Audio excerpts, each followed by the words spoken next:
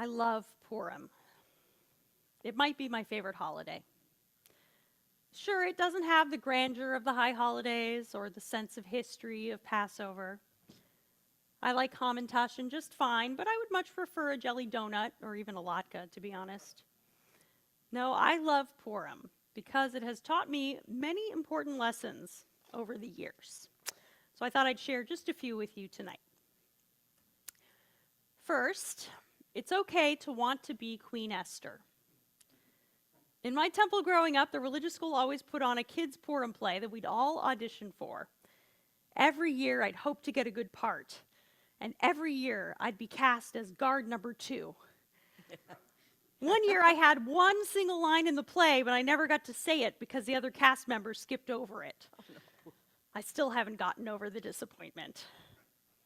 I was a shy child who secretly longed to be Queen Esther, but I was too timid to ever ask to audition for the part.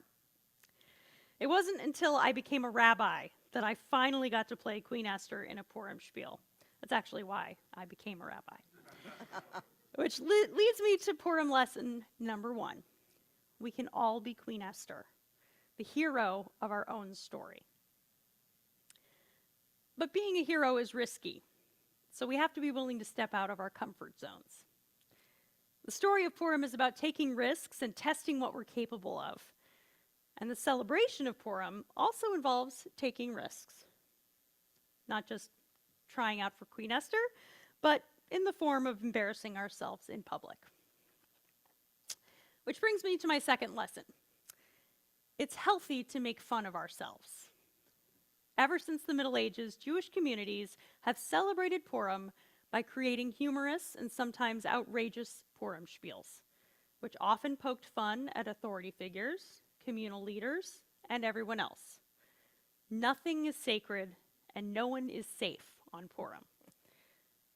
Purim reminds us that the more power a person has, the more likely we are to be arrogant.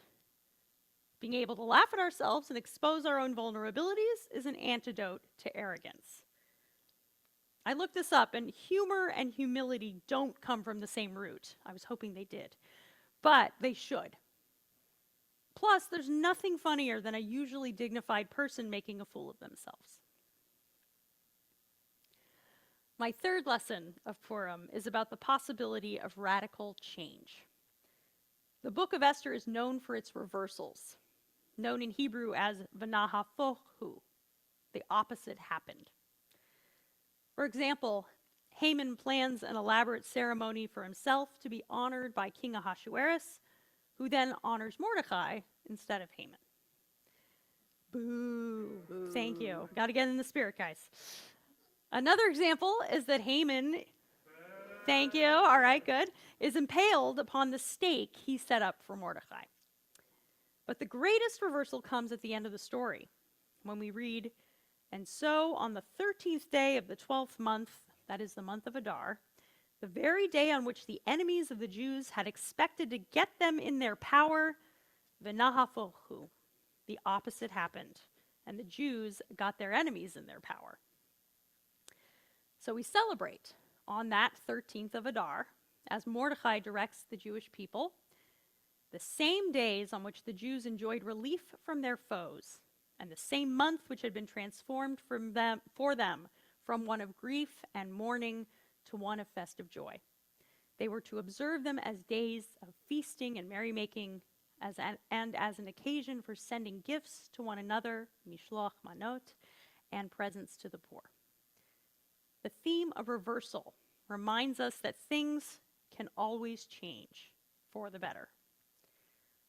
I take this lesson, the particular lesson, very personally, because my life has been radically changed on or around Purim, not once, but twice.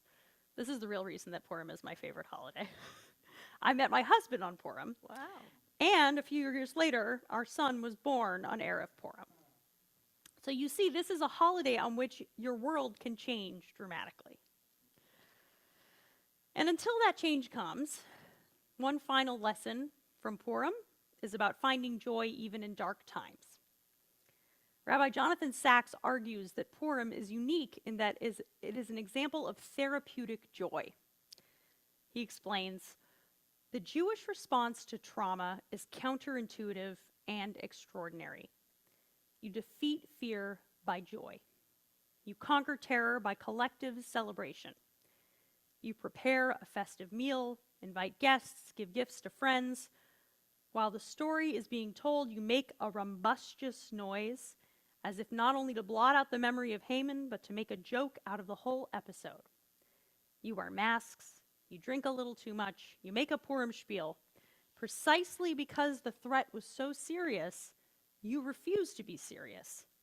And in that refusal, you are doing something very serious indeed. You are denying your enemies a victory.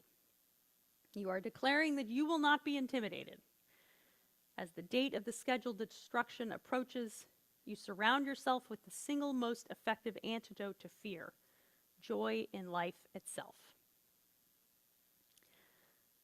The story of Purim is a fairy tale. The Jews all live happily ever after. But the story of the Jewish people who've celebrated Purim for these thousands of years is not quite so simple. I think of the sages reading the Megillah during the time of the Roman persecutions, and of our medieval ancestors dressing up in costumes and putting on their Purim spiels with the threat of pogroms lurking outside their doors.